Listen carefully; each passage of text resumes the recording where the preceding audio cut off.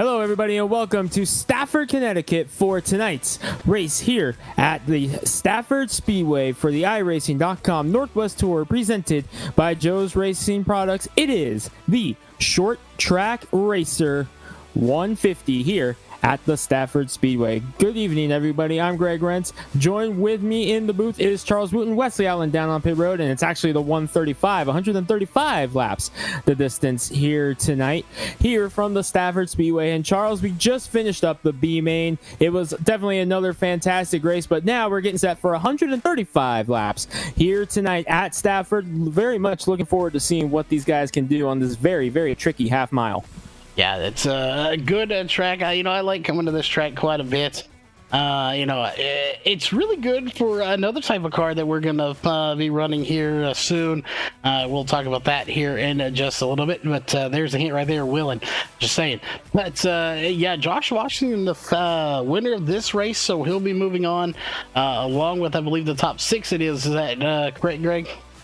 Yes, top 6 plus 2 provisionals to round out the 24 car field for this race here at Stafford tonight.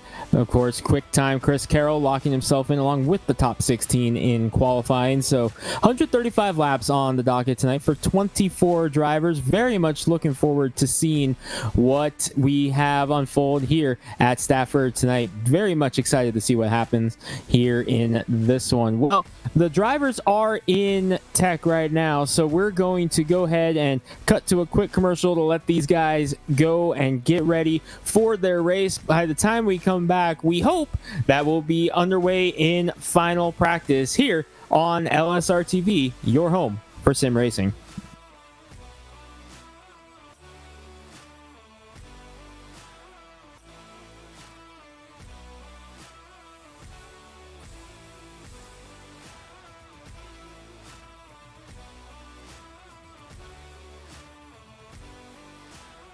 We're based out of West Monroe, Louisiana.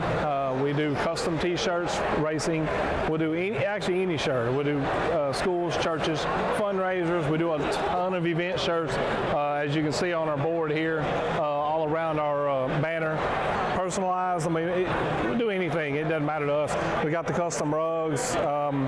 We use all the, top quality shirts, inks and everything. Hoodies, hats. We do embroidered hats, embroidered shirts. Just you can call us for anything. We do offer the bag and fold to where you can receive them and they're already labeled and tagged and bagged, ready to give out to your customers. So you just call us and just tell us, hey, this is what we're looking at doing. And if we're going to put the car on there, it is 125 quantity minimum. If it's without the car, it's 60 quantity minimum. That's strictly on the racing stuff.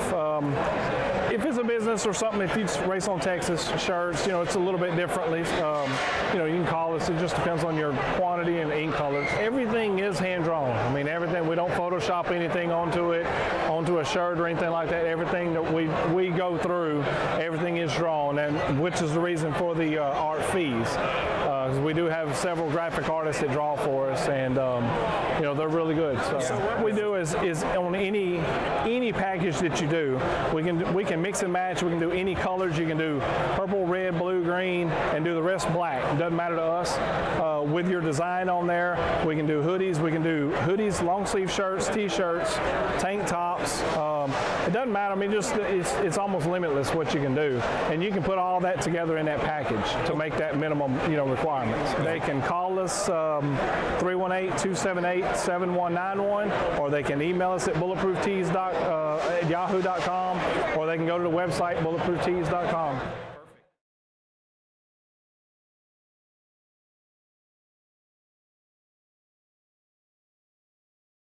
Welcome back to Stafford, everybody, for the Short Track Racer 135 laps here at the Stafford Motor Speedway. And this is going to be a very, very tricky race for these drivers, Charles. A very, very technical racetrack. And a lot of drivers were kind of worried about the way that this race was going to go, especially after the B-League race here on Friday. Yes, the race went caution-free wire-to-wire on Friday night, but it was definitely proof that these guys are in for a very tough time with how this racetrack drives. Yeah, keep in mind Friday, it was a full moon too. So, I'm going to be happy. I'm going to be honest. Greg, you probably tell I sound a little different. If this race goes complete opposite of what I experienced Friday night in the real world of racing, I will be very happy with that. For the ones that know, of course, I do work for Race on Texas. And of course, I know people make the jokes called iRacing, iPacing. Well, we had the pacing going on in real world. So I am really hoping we don't have that. You saw some of the footage from that race. Needless to say, there were a lot of cautions. So I will settle for anything the opposite of that. Yeah, we did not have a caution in the B-League race here on Friday night, but we may see it here tonight for sure. 135 laps the distance. Nick Bellamy took home the victory in that one. The winner at North Wilkesboro earlier this season. He will be starting mid-pack here tonight. Want to turn it down to pit road real quick. Our Joe's Racing Products pit reporter, Wesley Outland, joining us down here on pit road. And Wesley, we are very much excited to be here at Stafford Speedway, one of the most historic racetracks in the Northeast, and definitely looking forward to seeing super late models here, something we don't see very often. Yeah, you think of Stafford Motor Speedway here in Connecticut, you think of the Modifieds, the NASCAR Whelen Modified Tour, the Spring Sizzler 200, and the Fall Final. All the big events of open wheel go fast for the drivers that live by the grace of God in 600 horsepower. But tonight, it is virtual with the Northwest iRacing Tour. They will battle here on the half mile of the Stafford Motor Speedway, 135 laps. And I'll be honest with you, gentlemen, throw in an extra 10 laps compared to a 125 lapper, and you could possibly see a different outcome to this race. Obviously, no quick repairs are allowed, no changing tires. But again, we've seen races that have gone besides the Derby 125 laps, maybe 100 laps. And on 135 laps, this should be an interesting racing strategy, making sure you do not use up your tires and being there at the end. This half mile should offer an exciting race. I'll grab stories, interviews along the way as your Joe's Racing Products pit reporter tonight from Stafford Speedway. Tonight's race is brought to you by Short Track Racer, which started out as a reality comedy YouTube channel that put viewers behind the wheel and behind the scenes of a local auto racing team. The original videos still continue, but STR has since transformed into a multimedia platform. At shorttrackracer.com, anybody can share their love for the sport and personal experiences to the rest of their family through photos, videos, and blogs. Their mission? To create an online community for short track racing enthusiasts, a place to interact, share, engage, and promote. To promote the fun and appealing side of local auto racing through photos, videos, and blogs. Our overall objective is to strengthen the sport by entertaining, educating, and inspiring. That's straight from Sean himself here in shorttrackracer.com, tonight's proud presenting sponsor. And Charles, this is going to be an awesome one here at Stafford Speedway, and I'm noticing here, I believe we are guaranteed a first-time winner here tonight, because at least in my two experiences with this racetrack with the series, the two previous winners are both not in the field here for this A main. So as far as I'm aware, we are guaranteed the first-time winner tonight. Yeah, that's going to be a good one to see new winners. Again, whether it's the racer's not here or they're here and they just get beat, it's always good to see, a new blood, fresh meat, whatever you want to call it, to see a new winner, new guys battling. Again, you don't want a high turnover rate when it comes to your series, but to see, a high turnover rate in victory lane, that's actually a good thing. That means it's very competitive. And we know from seeing this race and this series so far that this series is nothing if it's not competitive. You're always having new people in there, and I do it every week. I give Caden Anderson just a little bit of flack, saying that if Cole Raz is here, he's bound to be in second. You've seen it, I've seen it, but I don't see Cole Raz here tonight. So could this potentially be a night for Caden Anderson to put it in victory lane? He would be the first repeat winner on the tour. Every single race this season has had a different winner. Caden Anderson, the winner at Oxford, looking to become the first repeat winner of the season. But Travis Barnes, Casey Garber, Nick Bellamy, Shane Quinn, Gary Smith, Seth Frazier, all drivers with victories in the field tonight, Sean Brightsman and Chris Carroll as well. They are all looking to have something to say about that stat tonight. They all want a shot to be the first repeat winner here tonight at the Stafford Speedway. 135 laps at this track is going to click away pretty quickly under green, Charles. So unless we get a lot of cautions, look for a quick race here tonight in Connecticut. Yeah, I don't see too many cautions. I'm not hoping for it again.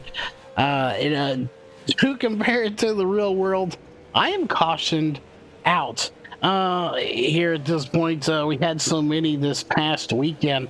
I have seen the yellow flag probably, and I kid you not, I have seen the yellow flag thrown in the last 48 hours probably about 150 to 200 times. And Greg, that's about 175 too many times during an event of a 2-day show for go-karts. So I don't want to see it here tonight at all. I want to go green to checkered with the flawless race tonight. That's what the B-League was able to do on Friday, so we will see if the big boys can rally that up. Big boys and girls, I should say, as Ellie Musgrave did make the A-main here tonight in her number 23 entry tonight. Well, we're getting set, but again, another flat half mile, a thing that's become quite common here over the last couple of weeks as we went to Irwindale, we went to Lucas Oil, now Stafford, and you can even throw the 1 mile Milwaukee mile into that mix as well with the flat track. So another flat race. Next up, though, after a week off here this weekend, we're heading to a very, very, very different form of racing. We are heading to a track that in real life is unfortunately being torn up as we speak, but it will live on forever on the realms of iRacing. We're talking about the Triangle Concord Motor Speedway coming up next for the Northwest Tour. That's going to be on a Saturday night, February 13th.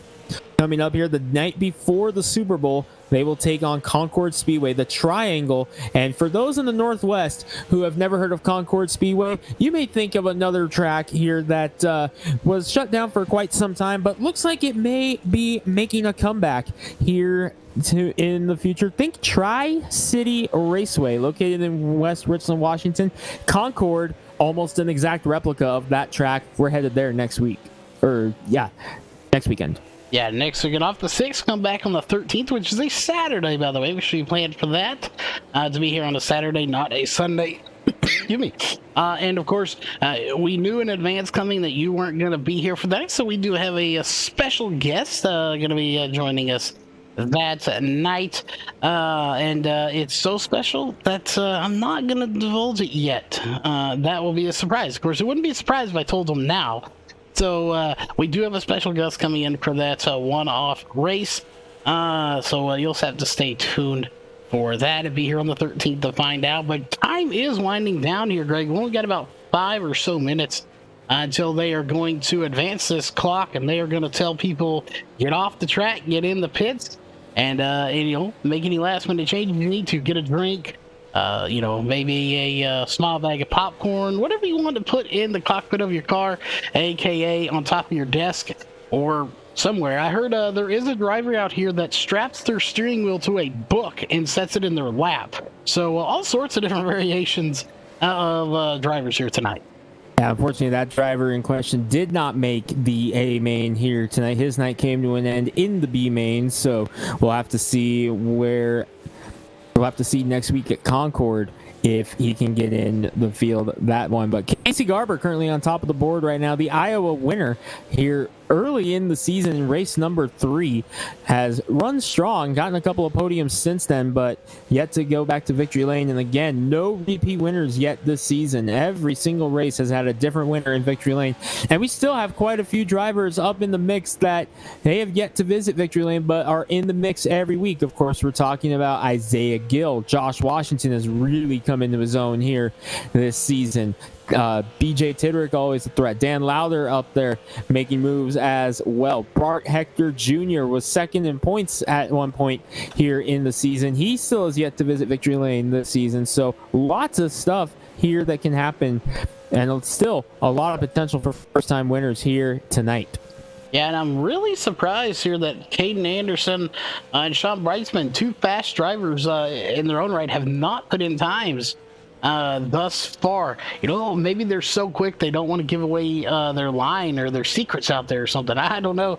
Or maybe they're getting that bag of popcorn or something to drink during this race. You ain't gonna need a whole lot. Again, 135 laps. That is all we have on the books, and it's gonna go very quickly here to half mile. And we're running 20-second laps, so you're looking at 20, 40, 60, so about 3 laps a minute if we don't have a caution to tie that down just a little bit. So 3 laps a minute, 135 laps. Again, rough math, not a long time. Question: how do you drink popcorn? Easy. You put it in a blender with a little bit of milk and voila. Or, if you really want to do this, we could try this. If anyone out there in chat, social media wants to try this for us, that'd be great. So if you get plain white popcorn, just like white popcorn, cook it, put a little bit of butter in the blender, and then blend it up. Is it not just a buttered popcorn smoothie at that point? That's something that is not going anywhere near my stomach. I can tell you that right now.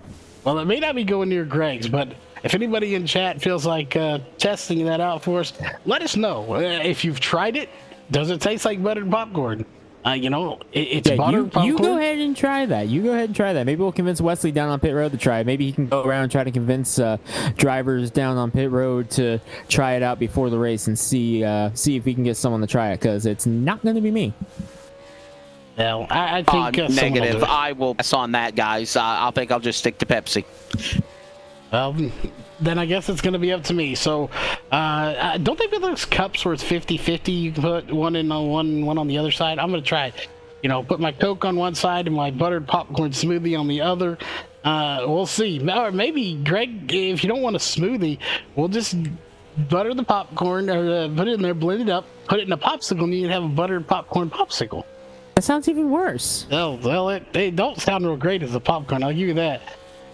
And Bryce Park in chat, just eat cookie dough. Yeah, Fatback's got the right idea. And I want to point this out. We're kind of rambling here, but we're just waiting on these guys to get through practice here in another minute or two. I want to point out, I've eaten cookie dough all my life. Has anybody else noticed that the package of Pillsbury cookie dough now actually says safe to eat raw? So many people eat that cookie dough raw.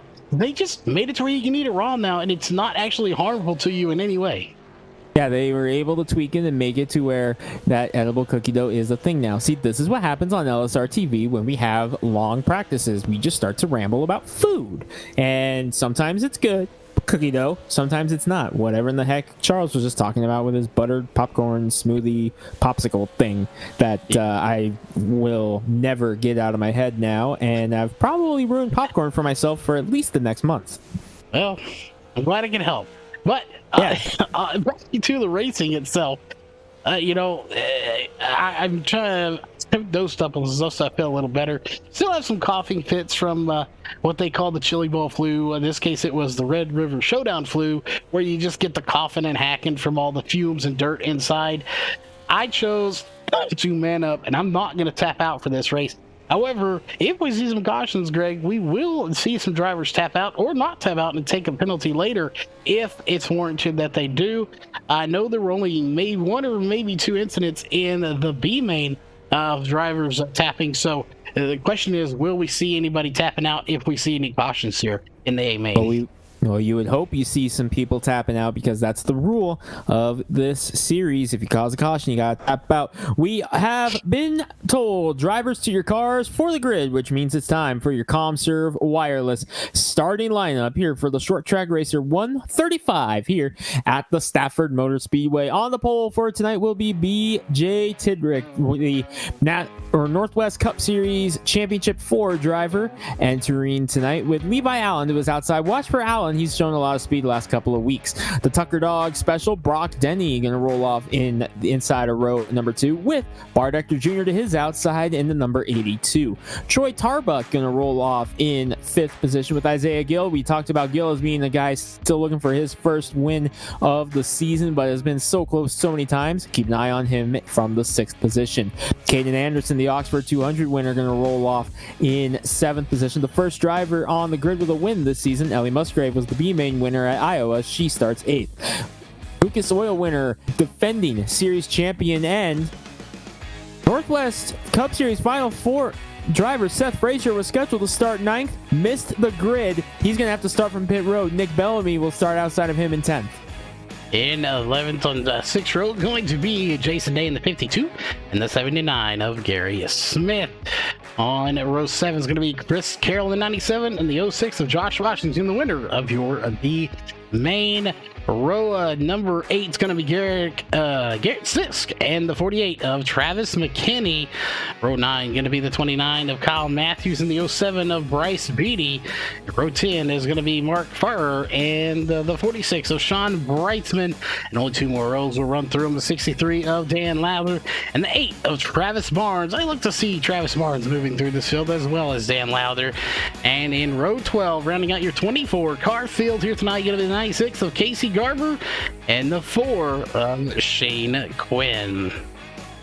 So here we go. Lights on the Ford Mustang pace car are out. 24 drivers set to take the green flag here. The short track racer 135 through 3 and 4. Wipe the visor, adjust the 5-point harness. It is showtime. Let's kick some asphalt here at Stafford.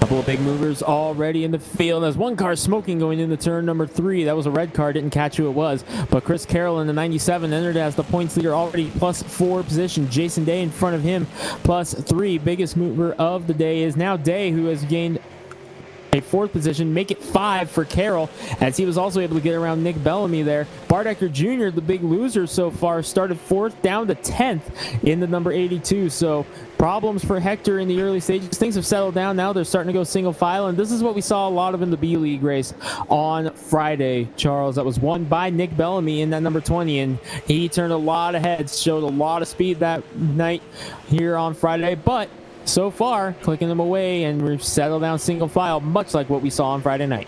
Yeah, if this wasn't the short track racer 135, I would have thought it was the freight train 120 or 135. That's what we're seeing. The question is, if a track is single groove like this, and we saw this weekend, right? With some real racing, the track was really one grooved, and it ended up causing people to dive bomb and make, decisions they might not necessarily make. We saw good drivers make silly decisions. Are we going to see that here tonight? These guys, making that pass they wouldn't normally, just because they really have no alternative. Going to be interesting for sure. See what these guys do the longer this run goes. Brock Denny putting pressure on BJ Tidrick right now for the race lead as he's gotten around Levi Allen, putting pressure on for the 2nd spot.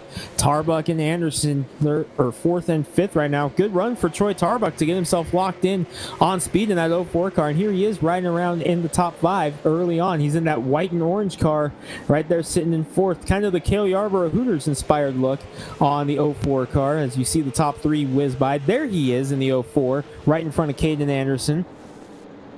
Jason Day right behind him as well. A little bit of a slide there out of Tarbuck in the 04, but good to see a new name up at the top 5 here in the early stages. Yeah, I'm looking at that orange car, and I'm not going to lie. The first thing that comes to mind, like you said, Hardee's Whataburger, which, really makes me want a quality burger right about now. So definitely a nice looking ride there. Cale Yarborough inspired orange. Caden Anderson, a driver I said to look out for. He didn't put a lap down in practice here in the little warm-up session, but started towards front. He's in 5th right now, and he's doing good. I expect to see him up in the front. I really think tonight is Caden Anderson's night.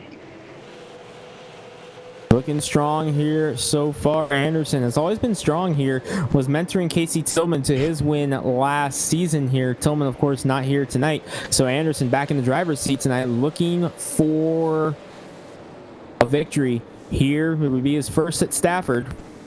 Tidrick, Denny, Allen, your top three right now. And Isaiah Gill beginning to peak under Anderson. And again, we talked about it a moment ago. Drivers are going to try to make their way to the inside to make the pass here. But at what point do you think you start seeing guys thinking about the bumper here? I mean, it's going to be not too long before guys start thinking, okay, it's time to go, especially guys near the back. And Seth Frazier right now on the 32, tail end of the field, missed the grid. He needs a caution right away. Yeah, he needs a caution bad to catch back up to this field. Again, he was on the grid, but that is not where he started, having to go to the back. And I'm looking here, does he have another new paint design, or is that one he ran last week?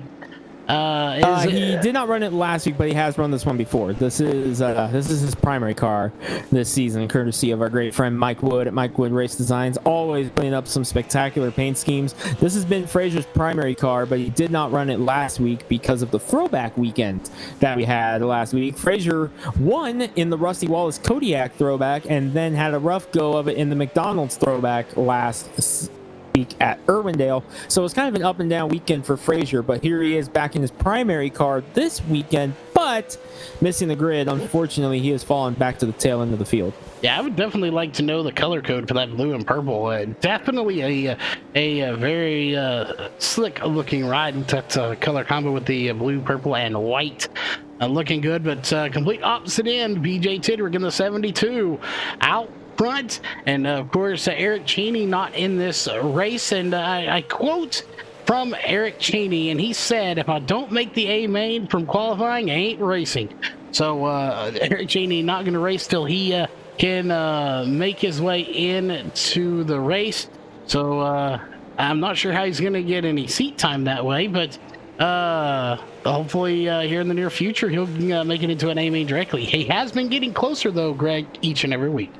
And watch for him next week at Concord. Concord is probably Eric Cheney's best racetrack here on iRacing. So this is going to be a very interesting race for Cheney to see if he can lock himself into that A main coming up here next, not this coming Saturday, but the Saturday after, the night before the Daytona 500. I said night before the Super Bowl. That's this coming Saturday. We're off here on Super Bowl weekend for that purpose. And then we moved it to Saturday night before the Daytona 500. Again, I will not be there on the call because I don't want my 6-year-old niece to hurt me for missing her birthday party. So I will not be in Concord, North Carolina for that. I will be celebrating a birthday. So can't wait to see what you got up your sleeve for Concord, and I'll try to tune in if I can sneak away from it. Yeah, definitely tune in for the big surprise and reveal we have. And also be careful. Apparently Aunt Kathy's wanting to fight you outside the fence. So be careful with that one. I don't know Aunt Kathy too well, but obviously she likes to come after you and beat you down. So I would be careful. Hopefully she's not going to be at this party. But Brock Denny, he's still trying to run down BJ Tidrick. So is Levi Allen. Caden Anderson, who did go to 4th, now from 5th. Isaiah Gill. So positions are being made. Passes are being made. They are just very far and few between right now. There's just not a lot of room to get around this track. Because, again, one groove, if we zoom out here, you can see there's 3 technically lanes here with the divider lines, but nobody's opting to go anywhere but towards the bottom and middle. As we click laps away, coming to begin lap number 25, turning it down the pit road, our pit reporter Wesley Allen, who's just watching the freight train go around, trying to catch up with some drivers. Wesley, what have you seen so far from these guys? Is Anderson up in their spot to 3rd?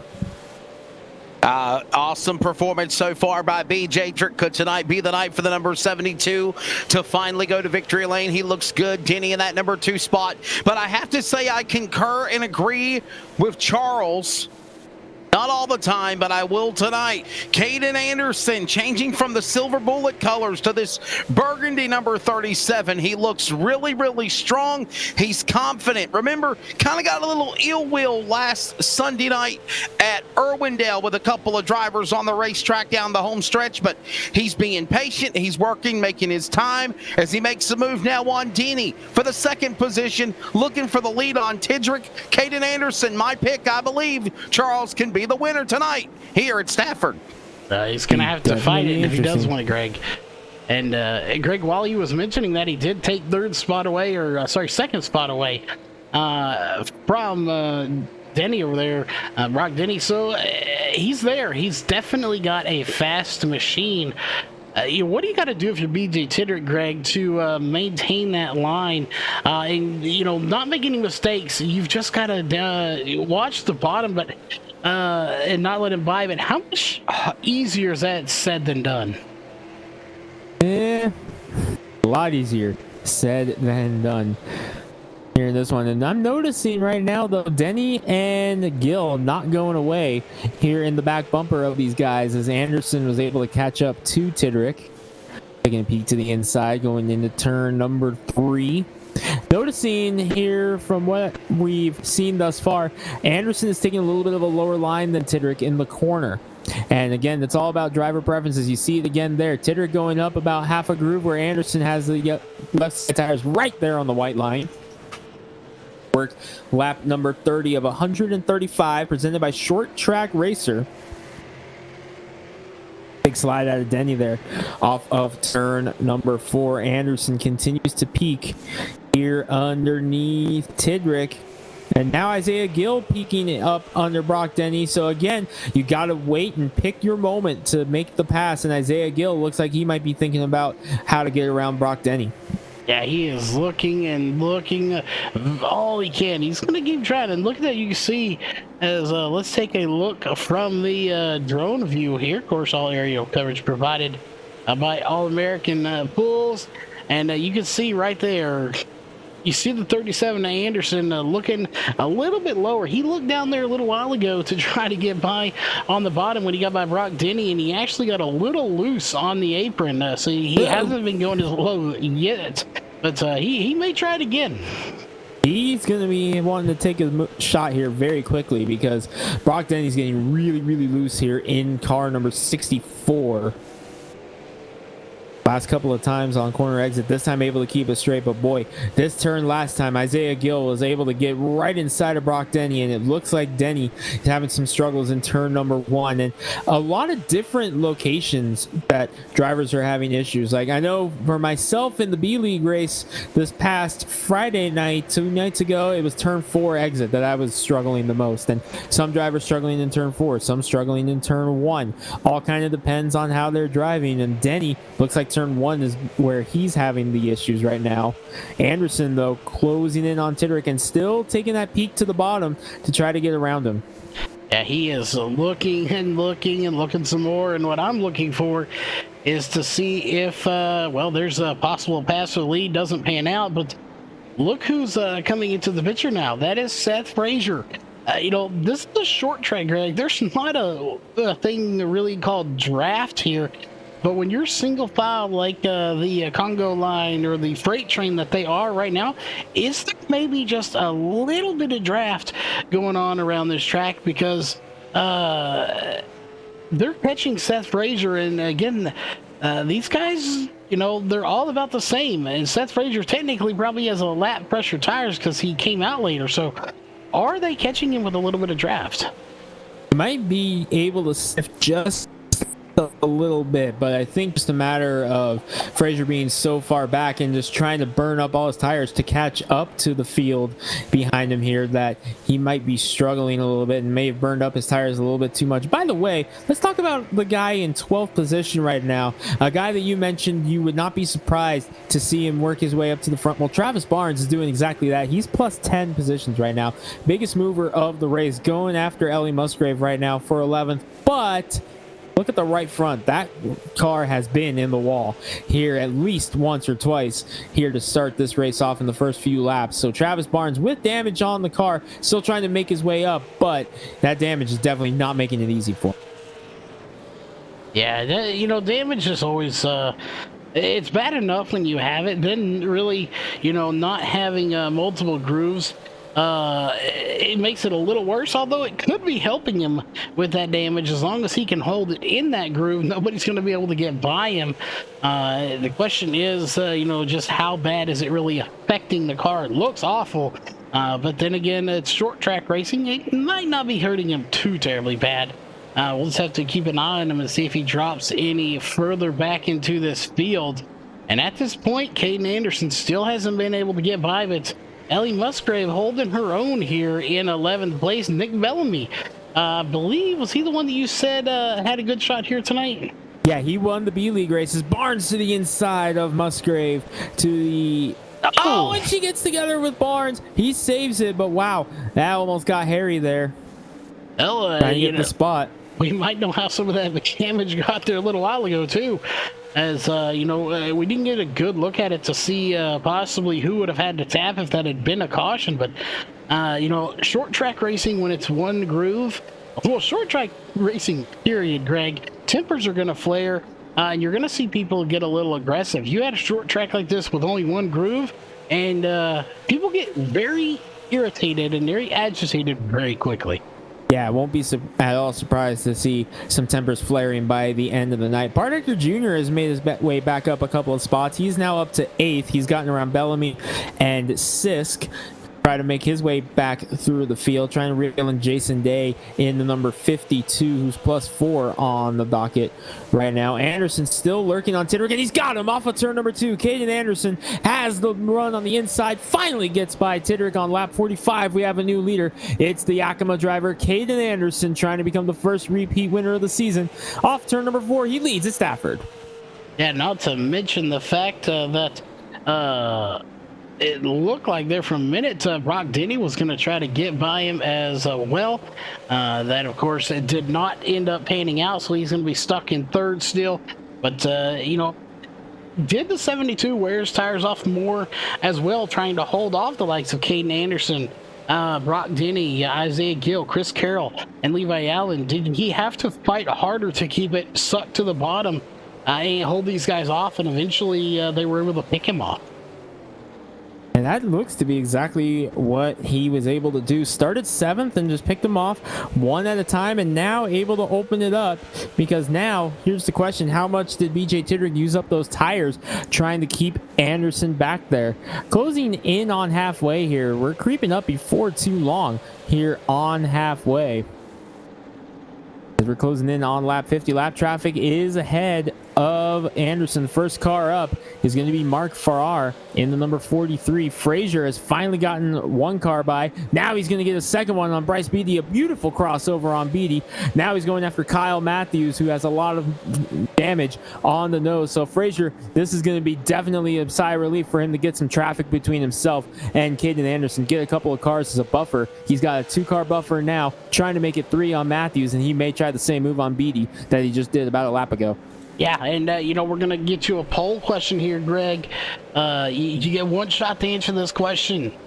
Lead cars, passing lap cars, what is there about a 50% chance of, maybe a little more, maybe a little less? What is their chance of happening? Kyle Matthews and Seth Frazier get together in the wall, and we're going to have ourselves our first caution of the day right in front of the field. No caution. There it is. There it is.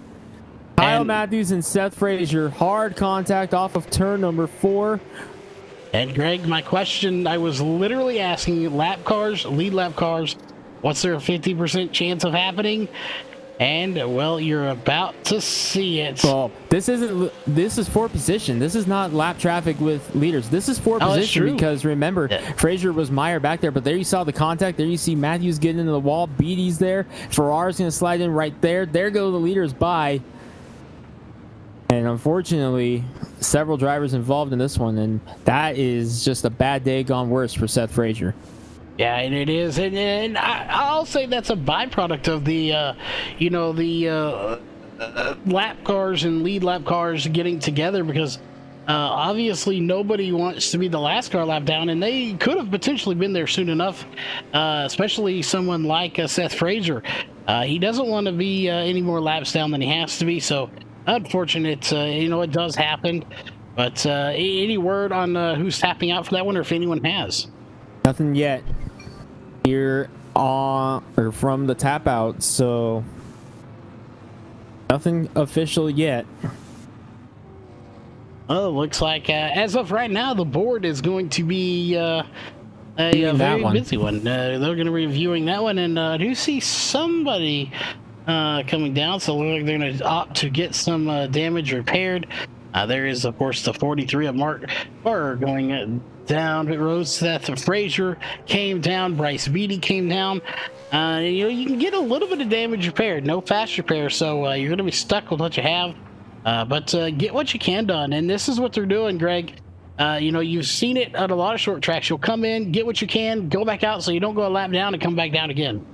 Yeah, Bryce Beatty coming down pit road to get as much damage as he can. I honestly am surprised Kyle Matthews is not coming down for some damage repair, because he has a lot on the number 29. That is probably the most beat up car on the track right now. That red and blue car right there. Kyle Matthews, a lot of damage. Look at the right side of that car. Wesley may be making his way down there as he's finally going to make the turn down. Wesley's going to head down there and see if he can catch up with these guys on pit road, Beatty and Matthews. And I think Kyle's suspension just broke. I'm wondering that too. I think something just broke. I was wondering if it was his suspension or his patience for the race. Either way, he is no longer in the race with us. So very interesting move there. I'm not sure. I will say this.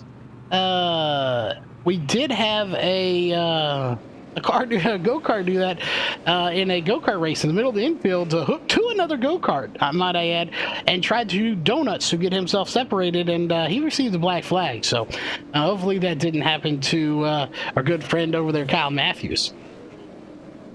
Well, we'll have to just wait and see here as we get set to take the green flag once again here at Stafford for the restart, coming up here on lap number 56. Henderson and Tidrick, your front row. A little bit more to halfway as the green flag falls. We're about 10 laps from halfway. We got problems on the restart, and we've got a big bottleneck here. We got cars down in the infield. BJ Tidrick's involved. Saw a couple other ones involved. And as the field tries to sort its way through, we're trying to figure out who it is. Oh, it's Isaiah Gill in the 14. He's involved here as well. Looking for another one. Jason Day also involved in the 52 man. And all of a sudden, the driver who was having one of the best runs of the season for himself in BJ Tidrick, he has now fallen outside of the top 20.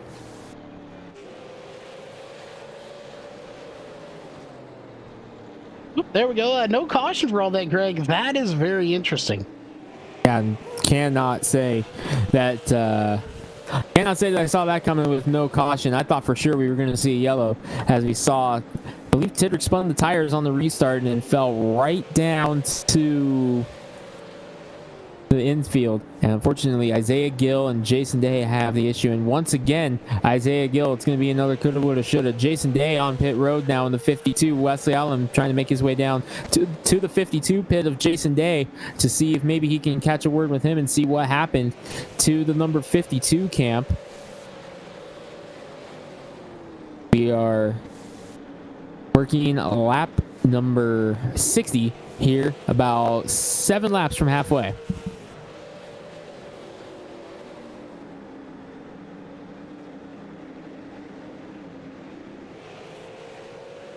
Laps clicking away.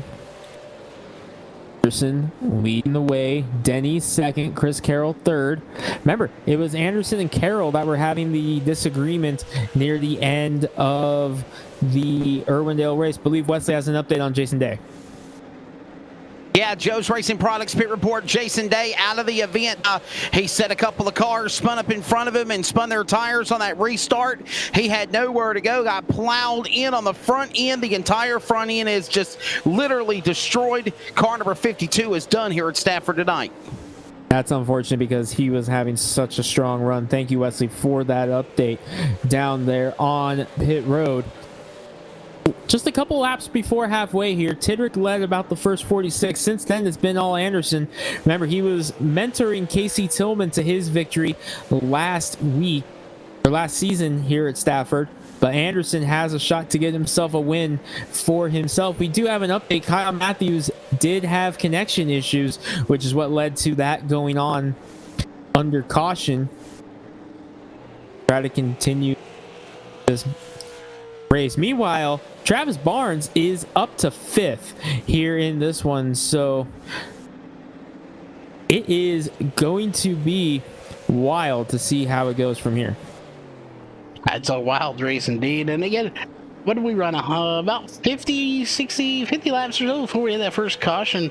Maybe about 40, but it's still a good race. Very few cautions. Like you said, it's mirroring the B League, I guess you'd call it. Is that what it's called? I believe it is B League.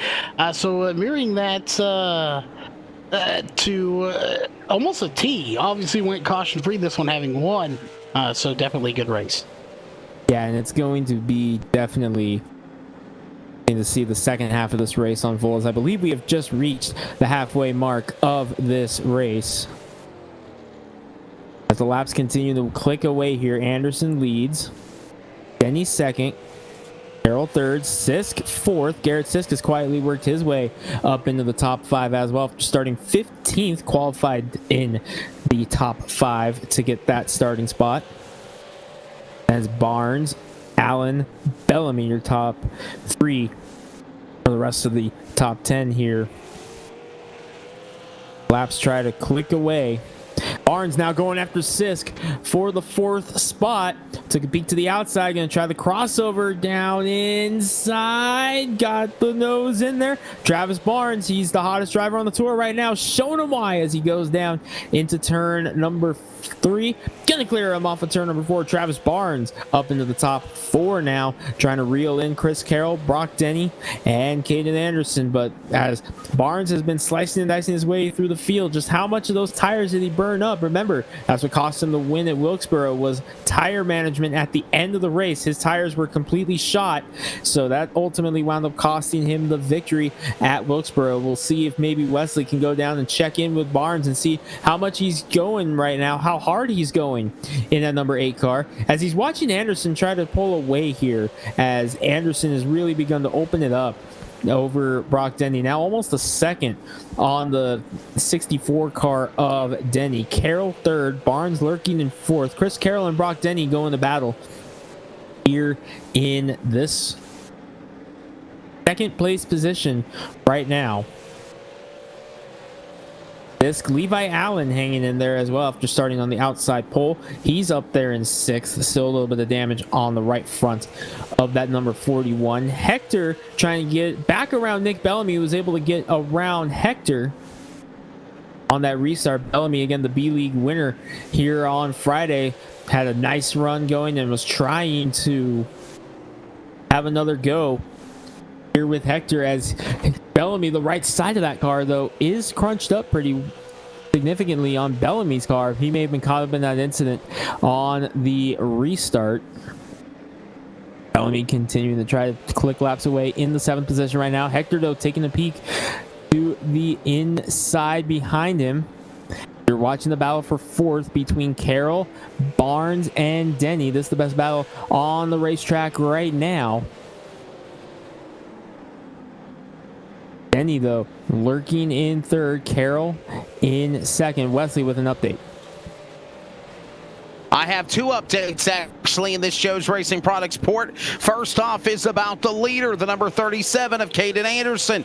Spoke with him and his crew just a few moments ago. He's confident that he can be looking for the checkered flag here. He's kind of taking his time, not trying to use those tires up as we spoke about in the pre-race, Craig and Charles. So right now, Caden Anderson doing a phenomenal job right there in the 37. Said the car is running good, it's strong. I just want to save rubber till the end. Also, Barnes in that number 8 machine, currently in the 4th position, highest mover through the entire race field.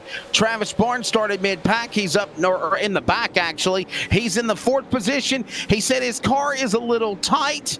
obviously from contact earlier with Ellie Musgrave. The car is tightening up on him, and he's also doing what he needs to do to try to get around these cars as best as possible as he runs down Carroll and saving his tires for the end as well. Tire management, the strategy, focus on all these drivers here at Stafford as we approach lap 80. Thank you very much, Wesley. Closing in on the closing stages. Again, you're watching Chris Carroll in the number 97, sitting in third right now. We've seen him take a couple of peeks at Denny, and now he's going to take another shot at Brock Denny. Again, this is still the best battle on the racetrack. As you see, Hector has gotten around Bellamy back there. This is the best battle on the racetrack right now. Carroll with another peek to the inside of Brock Denny.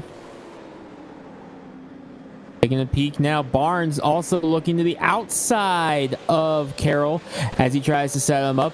Carroll closes the door though behind him. Sis caught the wall just a little bit behind that. Denny in the 64 trying to get a move on.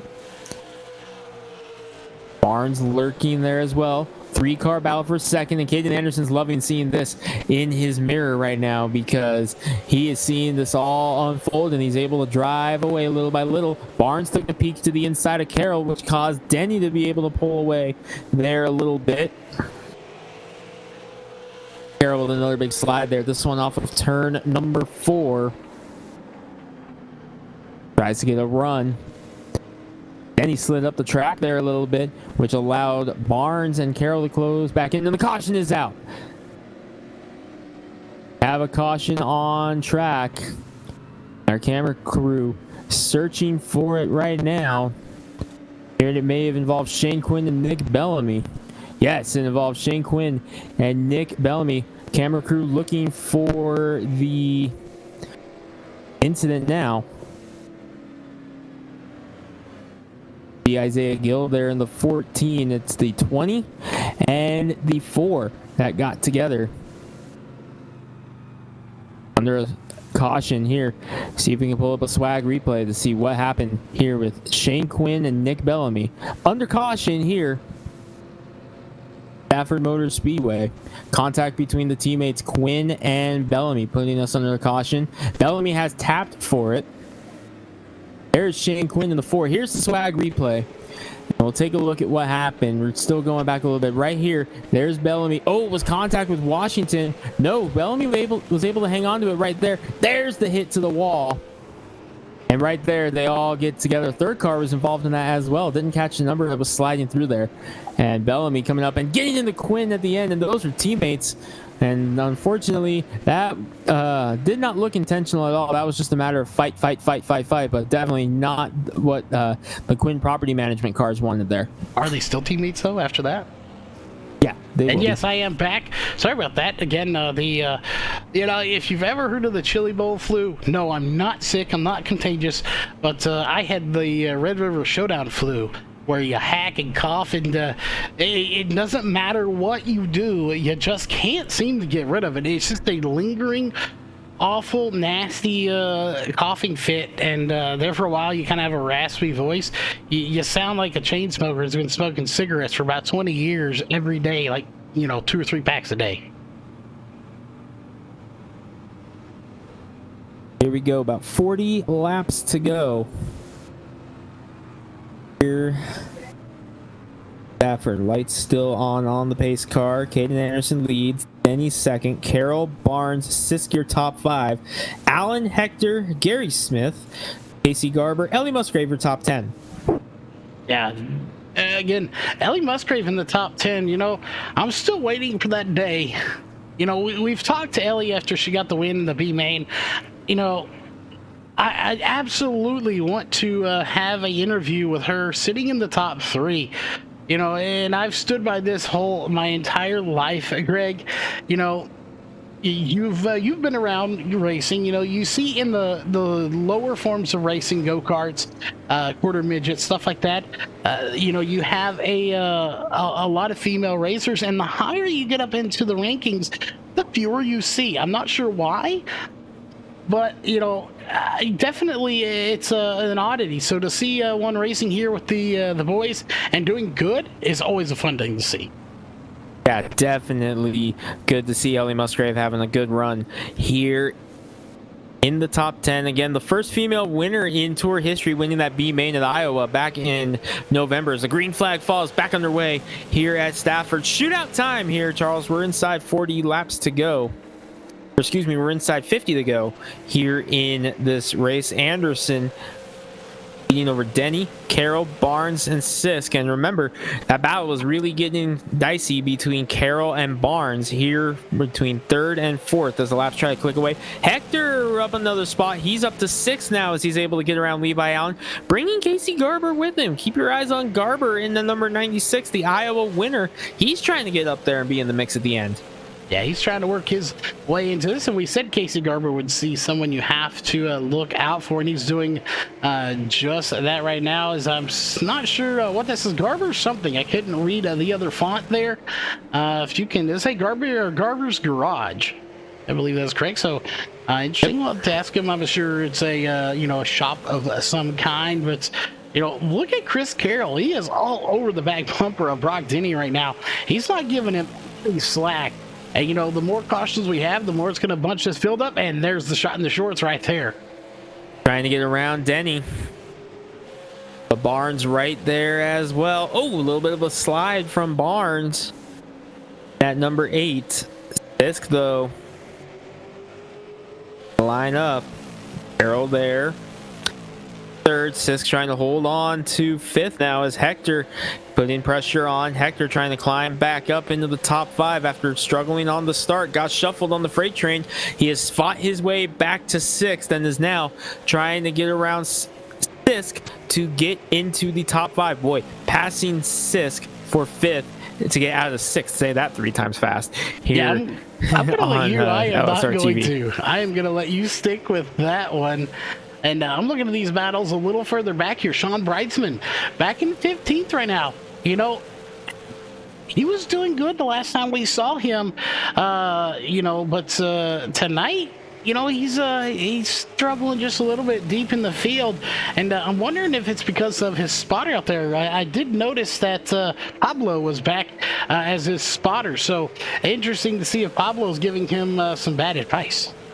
Yeah, Bright's Boutique on board the Toyota. Again, Northwest Cup Series champion up there, Sean Breitzman. And here he's also got the Northwest Truck Series champion, Dan West Jr. up there down in the 46 camp as well. So a couple big names from the Northwest Racing Series helping out Sean Breitzman, including the Truck Series champion, Dan West Jr., helping out the Cup Series champion, Sean Breitzman, here on the Northwest Tour. Breitzman, remember, 2 victories in his career. Richmond back in Season 2 and Lime Rock earlier this season in the road course doubleheader.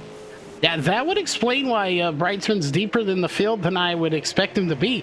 If you've got Pablo up there who can't speak much English and Dan West Jr., your truck champion, it's probably like Jekyll and Hyde up there in the comms for Bright's racing up there. So Bright seems so... probably a little bit of arguing going on in the headset, so that could explain that. We'll just have to keep an eye and maybe chat with them a little bit later. But another driver I'm keeping an eye on who I think has a good shot, that is Bart Hector Jr., who has had a strong number 82. Not quite in the top 5, but still a fast run. Still a very strong run for Hector after falling back to 10th. He has fought back to the 6th position here as he continues to just try to make his way up through the field here in the late stages. Inside 40 to go now, is closing in on a lap number 100. It'll be lap 100 this time by Caden Anderson leads, Denny, Carroll, Barnes, Sisk, your top 5. Coming around, we're going to begin lap number 100. And as we begin the final stretch of this race with 36 laps to go, Charles, what have you seen so far out of this race? What are we expecting for the finish? With 30 coming up on 35 laps to go, we've had 3 cautions so far, 2 or 3 cautions. I don't expect to see any more. I really don't. Normally, I would say, there's a chance. Look at all those marbles, but I don't think we're going to see too much. I think if we do see one, it's going to be someone that's in a desperate move to try to get a top 3, top 5. Other than that, I think these guys are going to be pretty content where they're at and not really going to be pressing too many issues. We're going to see how it goes. For the rest of this race, 34 laps to go at the line for Caden Anderson. Again, we're clicking away 3 laps a minute here at Stafford, this half-mile flat track. And again, we've gotten a lot of flat track racing, not a lot of banking in the last 4 races. Milwaukee, Lucas Oil, Irwindale, now Stafford, but we're heading to a very, very different track here in 2 weeks. We're heading to Concord here in the Northwest Tour for the first time in series history. Cannot wait to see how it goes there at Concord. Yeah, Concord going to be a really, really fun track to go to as we come up on 32 laps to go. Again, laps are clicking down very quickly. We told you a little while ago they would. 3 laps a minute is what they're running roughly. Even with lap times falling off, we were in the high 19s. Earlier, we're in the low 20s here. Well, actually about mid to high 20s now. So, excuse me, about a second slower than we were, but still roughly about 3 laps a minute. So, that's what we're looking at, about 15 minutes of green flag racing. If it continues, that's not a lot of time, Greg, to make a pass if you want to do it. And speaking of making passes, did you see the one that Travis Barnes just tried to pull on Chris Carroll? It didn't work out, but he was all the way on the apron trying to make it 3 wide. Out of the corner of my eye, Barnes has decided it is go time to try to get up there and extend that podium streak, which goes back, of course, to that win at Milwaukee, which was a much-needed victory for Travis Barnes to try to tie with Caden Anderson for second all-time with 4 wins on the tour. At the time, Seth Frazier has since taken sole possession of second with his 5th win at Lucas Oil last week. So Barnes and Anderson tied at 3rd with 4 career wins apiece. Anderson trying to break that tie with Barnes, move back into a tie for 2nd with Frazier with his 5th win, if he can get this done here tonight. As Chris Carroll, though, he's the Snowball Derby winner. He may finally have Denny here off of turn number 4. No, Denny able to shut the door again, but I thought Chris Carroll had him there going off into turn number 4 this time. He may have him off too. Here, he's got him. Chris Carroll's to the inside of Denny. He may get him in turn 3 this time. Yeah, and they made slight contact 2 or 3 times now, and I'm wondering if we're going to see some more. And now he's got Travis Barnes pushing him, so he can't let up now. It's one thing if you don't think you can make the pass and somebody isn't behind you, but with right there, I thought he was going to get loose, but he didn't. But with Travis Barnes behind you, it means you cannot let up, and that may be a product you saw him wiggle there. It's because he can't just let off and go back behind. He has to continue what he started now. Trying to make a run at Denny. Oh, and Denny may have got the wall just a smidge there off of turn number 4. And if he didn't, he was dang close, because now Carroll's clear and Barnes is going to try a 2 for 1. Barnes gets to the door of Denny while taking a peek inside of Carroll. Caden Anderson's loving this because he's now got a 2-second lead over this as there's 25 laps to go. Yeah, he is just pulling away lap by lap, and that's exactly what he wanted to do. It's exactly what he wanted to see. But Travis Barnes still trying to get by. Is Chris Carroll going to scrape the wall just a little bit? The sparks go flying, as that's not good with all that force back there. But, Greg, I said it from the start of this race. Cole Raz was not here. This was Caden Anderson's night to win. He's leading the race. So do I get credit for that pick? Yeah, we'll see. He's still got a long way to go there, bud. It's the Short Track Racer 135. It's not the Short Track Racer 112, which is what lap we're completing right now. Anderson's still with a 2-second advantage over Chris Carroll right now, but still a long way to go. Yeah, again, it may not seem like it, but it is definitely a longer than you think. And it's a decent amount of time for us, but imagine being behind the wheel right now, especially if you're this guy right here, Caden Anderson. You want to be out there. You have to drive it, nice and, I won't say slow, but you got to be precise.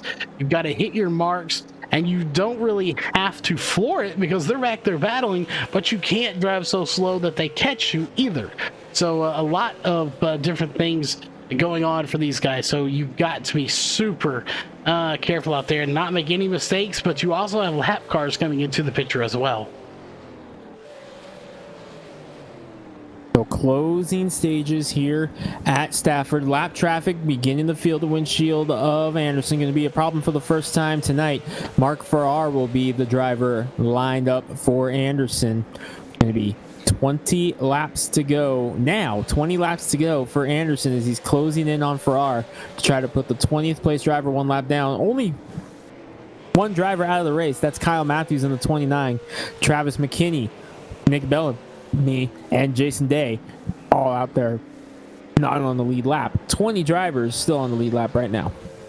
20 drivers out of the 24 that started and 23 of the 24 on track. So definitely a good job for everyone to keep going. And there you see Caden Anderson's going to get by the lap car that is, I believe, the 43 of Travis McKinney. He does that penny blue number 43 machine. He'll go ahead and make quick work of him. And what's not making quick work is right here. Travis Barnes just got by Carroll as we watched the lap car get in the way of the leader there, but he got by him. So now Brock Denny gets by Chris Carroll. So Chris Carroll now going in the wrong direction on the one-way.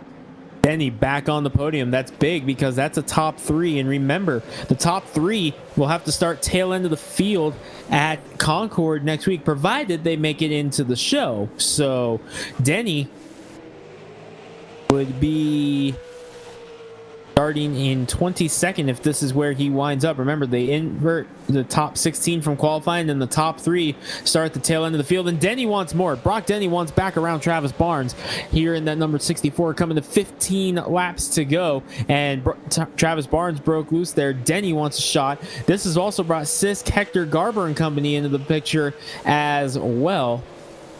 And Greg, you know, I hate to be that guy that corrects you, but you are slightly wrong on 1 point. The top three will not be going to the back next week.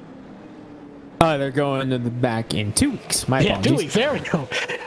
But again, now technically, we're watching not some wrong. we're watching some football game next Sunday night. That's why we're not racing next Sunday. We gotta watch some football games. Some guy, like some bionic robot from outer space who was sent to Earth to throw touchdowns, has a chance to win his 7th Super Bowl ring.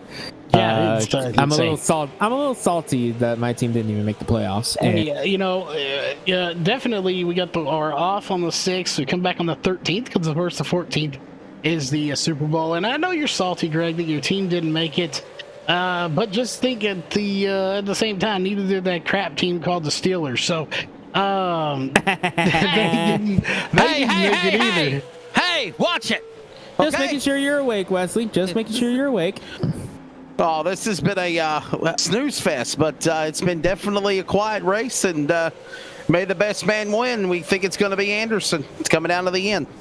And it's been a great race from second on back, but Anderson has really laid it down here tonight, looking for his first win at Stafford and what would be his 5th career victory here at the Northwest Tour. Got the win as the crew chief last year for Casey Tillman, and here he is with a straightaway lead over Travis Barnes here with Brock Denny trying to go to work as well. Yeah, he, like you said, got the win for another driver coming in here racing for himself. Denny and Barnes. 3 wide for second. Problems for Garrett Sisk. 3 wide for second. We're going to get a caution. He Is off. He's off the racing surface. Off the racing surface. We stay green. That moves Hector. That's going to move Hector to 5th. Denny and Barnes not done yet as Anderson tries to pull away. More contact between Denny and Barnes.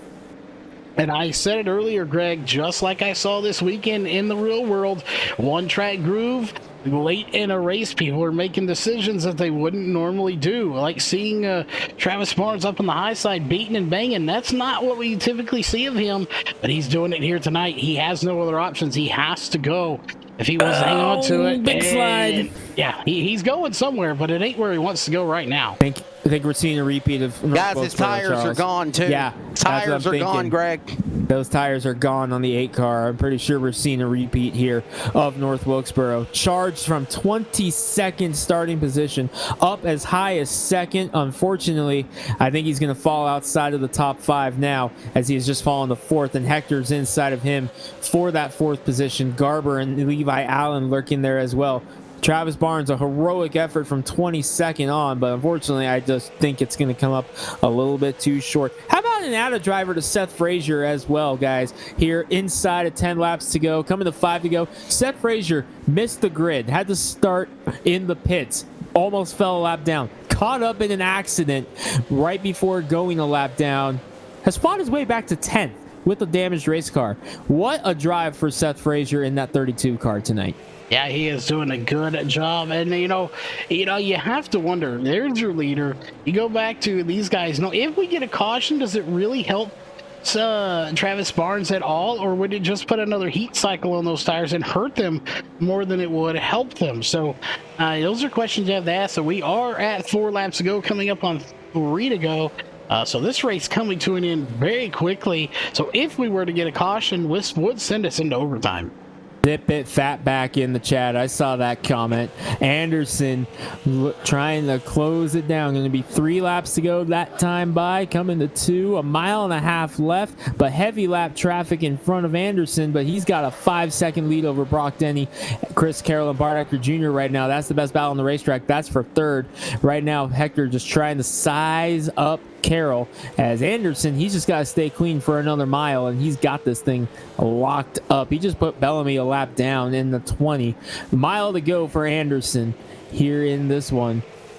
5.5 seconds over Brock Denny. And how about this? This would be Brock Denny's career best finish in that number 64. But the white flag is in Barney the Flagman's hands. It's the CRN, 1 to go. Caden Anderson, white flag at Stafford. Now 1 lap to go. Like you said, there it is. White flag officially being displayed for everybody else on the track. And it is Anderson that is coming home to take the win. And barring any very few mistakes, he will do it. And that'll do it right there. So he's already getting that car a little sideways to celebrate. And while the rest of these guys cross the line, Sean Brightsman stuck on the wall there. We talked about real quick this track being one groove. If we get a good shot of this, we'll show you just how one groove this track was right here, Greg. Look where they ran and look where the marbles are. Marbles are on the track. You can see that rubber built up right there in the groove, and you see the marbles right there.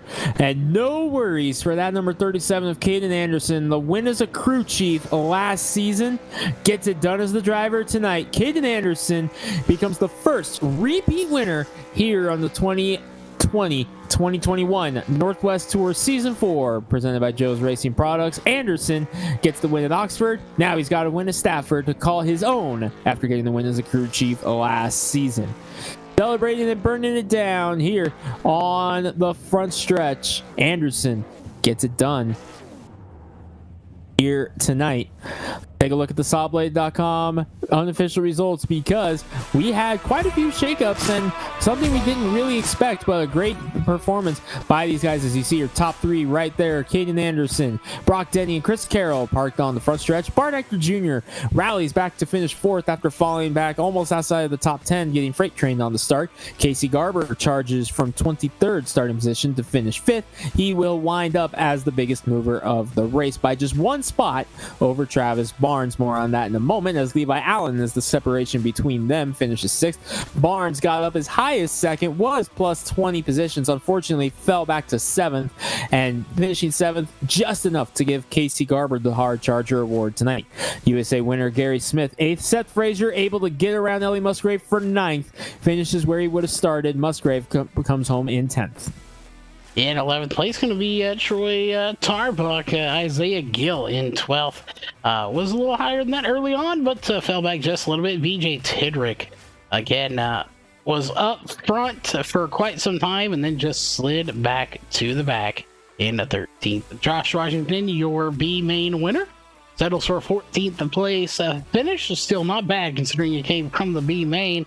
15th going to be Shane Quinn, followed by Garrett Sisk, Dan Lowther, Bryce Beatty, Sean Brightsman. There we saw spun on the track at the end of the race after it was over.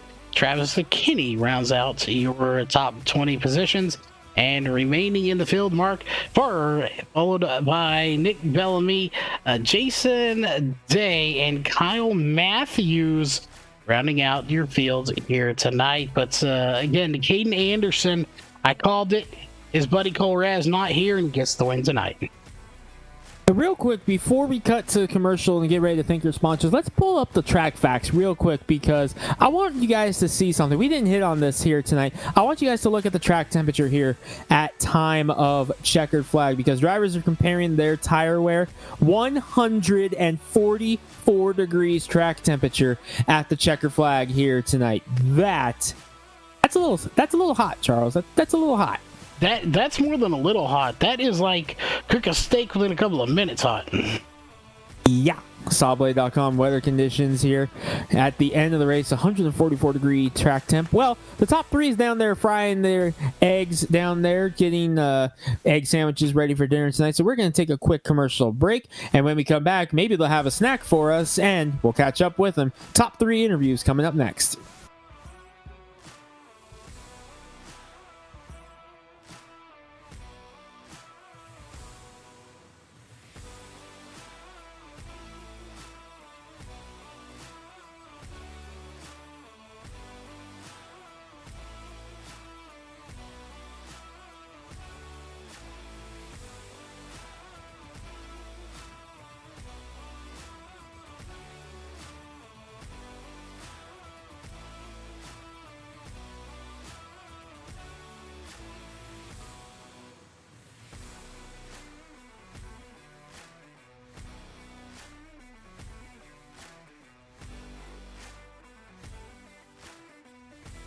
Welcome back to Stafford, everybody. Caden Anderson becomes the first repeat winner of the season. His fifth career Northwest Tour victory comes at Stafford Speedway, but coming home with the third is the points leader. Wesley Outland has caught up with the Snowball Derby winner earlier this season. Wesley Outland's with Chris Carroll.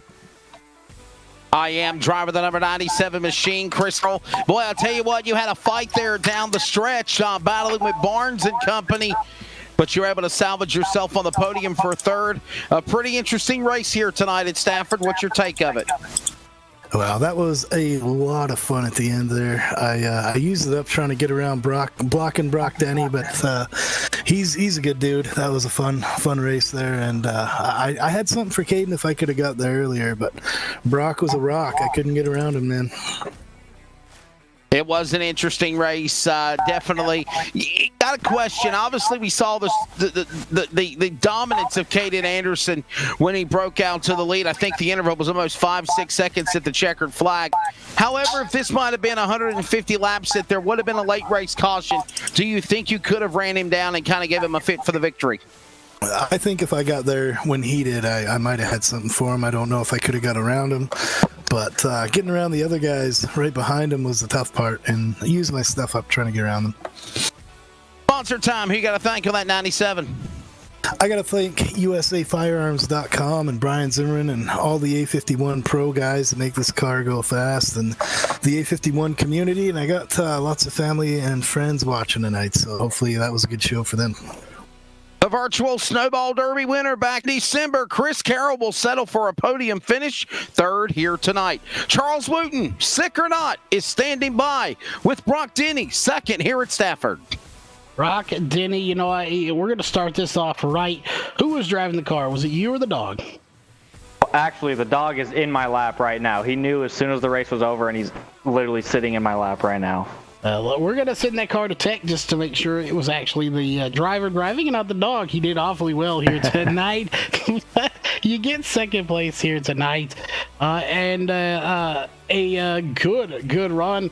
There, for a while, there was some beating and banging going on. How tough was this track out there? It seemed one groove, and that's probably what we're about to hear back from you. But was it one grooved, and how hard was it to pass? Yeah, I mean, it was definitely one groove. I feel like a lot of the stuff we do this year has been one groove, but yeah, if you got stuck out on the outside, you didn't have much of a chance. I mean, I got to test it out a little when Chris got under me. I was able to hold on for a couple laps, but man, I mean, there's just no chance out there. Definitely, one groove makes it very hard to get around anybody. Was there any time during this race when you were trying to get somebody, you couldn't get by them, and you thought, excuse me, if I can't get by these guys fairly soon, that, as the laps went down, the chrome horns were going to come out, and you were just going to have to forcefully, push your way through? Honestly, I think for the first time this year, I qualified just worse enough to start at the front of the field, so I was able to just kind of cruise the whole time. And yeah, I mean, obviously, Caden just checked out, and there was no holding him back. I knew Chris was faster, but I had a good feeling he was going to burn his stuff up, so I just did everything I could to just hold on to him and not get too far back. And then he was able to, I think Travis got under him, and I was able to get back under Chris there, and then I got back under Travis, and yeah, I was just able to ride the whole time, so it made it nice. Well, you did that you had a good run here. Who do you got to thank on the side of that car for making it as quick as it was tonight? Yeah, I got to thank my sponsor, Diamond S Trailers. He's watching back home, and Christine and Robert Hubbard, they're watching, and then obviously my dog Tucker. Every time, he actually did me good today. Good spotting. Yeah, there you go. He claims the dog was spotter. We'll have to know about that. We've heard he's a pretty good driver as well. But regardless of that, you finished in second. Congrats on that. And my pick, and Greg better mention it, is Caden Anderson. And Greg, I believe you caught up with him. Yeah, Charles was making sure to say throughout the course of the entire broadcast, reminding us that he picked Caden Anderson to grab the win tonight. But Caden, you finally get the monkey off your back at Stafford. So close, so many times in so many different leagues here. 5th career win on the Northwest Tour. 2nd win of the season here at Stafford. What was it about this racetrack that you just love so much about this track, and what makes you so strong here? Honestly, I feel like this has a lot of the same characteristics as Oxford. More flat track than any other track here. And the track's really rough on the tires, so you really have to be patient on your tires and conserve your tires to be there at the end. I was actually down to 14%, so I was kind of hoping we ended up going green the rest of the way, or else I think tires might have got a little worse. But yeah, I really like tracks like these, and where it comes down to tire wear, and you can save your tires and be there at the end. And it's interesting you mentioned Oxford, because that was the track that you picked up your other win of the season at, a track you won back-to-back at. So knowing that you're very strong at Oxford with 2 wins there back-to-back years, what did you take from Oxford that you transferred over here to Stafford tonight? Was it just remembering how you managed the tires, or was there something else that you were able to take from there? A lot of it is tire management. When you come to tracks like these, you gotta just have the tires there at the end to pull away, So I feel like early on when I was behind Brock and BJ there, I was kind of saving my tires, but also trying to get to the front early. And then once I was up to the front for the first 50 laps while leading, I was just going about 80-70%, And then finally there at the end on that last green flag run, I decided to push it and try to get out as far as I could. And you move into a tie once again with Seth Frazier for 2nd all-time in Northwest Tour victories with 5 apiece. A chance to take sole possession of 2nd here in 2 weeks on Saturday night, but we're heading to a track that the Tour has never raced at here. We're heading to Concord Motor Speedway in 2 weeks on a Saturday night, February 13th. A chance to not only become the 2nd all-time solo possession wins, but the first winner at Concord. But this is a track not a lot of drivers in the Tour race on a whole lot. What are you expecting from the very, very tricky Concord Speedway, which has been compared to Tri-City Raceway, which you got to turn some laps on over the summer as part of that first tire test back? What are you looking forward to from Concord next week? I'm looking forward to a lot of good side-by-side racing. Turn 1 and 2 at Concord, you can really run the outside and make the move back into the lead down into 3. I feel like it's going to be really racy. That has a lot of characteristics, which is cool. So I'm excited to head there, and hopefully we can pick up another win. Looking for his 6th career win, 3rd of the season, the first repeat winner of the year. But Caden, a dominating performance here at Stafford tonight. You now lead the series in wins this season, the only repeat winner, and a great move up in the points, and a chance to thank your sponsors. Who you got? I want to thank Harvest Chevrolet, Custom Fab, Avera Auto Sales, and Caden Anderson Designs. Caden Anderson, winner here at Stafford Speedway, 5th career win, 2nd of the season. Congratulations. Thank you. And as we wrap things up, we're going to turn down to pit road first and Wesley Outland. Wesley, in a great race, only one caution, so you had kind of an easy night here. We had to make sure you were awake, so we started ripping on the Steelers just a little bit for you down there. But you had an easy night down there tonight, but all in all, it was a pretty fun race. Very eventful event. Good job to Caden Anderson. Good to see him finally get two wins on the series. Just shows you how competitive this series is. Tonight was race number 12 of the iRacing Northwest Tour presented by Joe's Racing Products. We'll all enjoy the week off next week and see Tampa Bay Buccaneers take on the Kansas City Chiefs in Super Bowl 55. Ironically, I'm actually going to be down in Florida. I leave for Florida on Wednesday to prepare for Speed Weeks at Daytona, East Bay, Bubba Raceway, and Hendry County, as well as New Smyrna. And on the 13th, I know we're going to Concord, and that's a track that's very special in my heart. I remember my dad taking me to the Concord Speedway to watch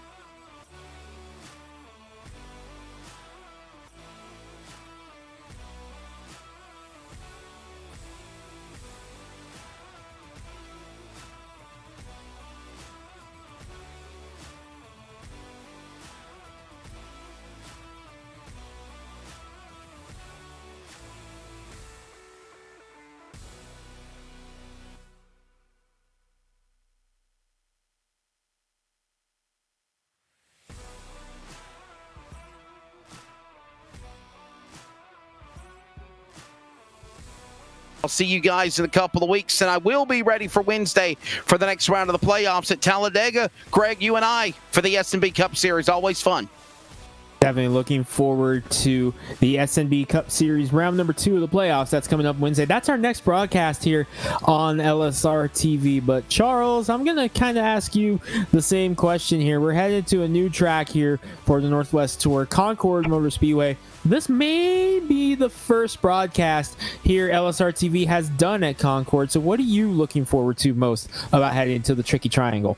Well, first off, I'll keep my closing remarks to the race and not my next month's worth of racing in real life. But yes, I'm looking going to Concord. I love the track on iRacing. It's a miniature, fun little track.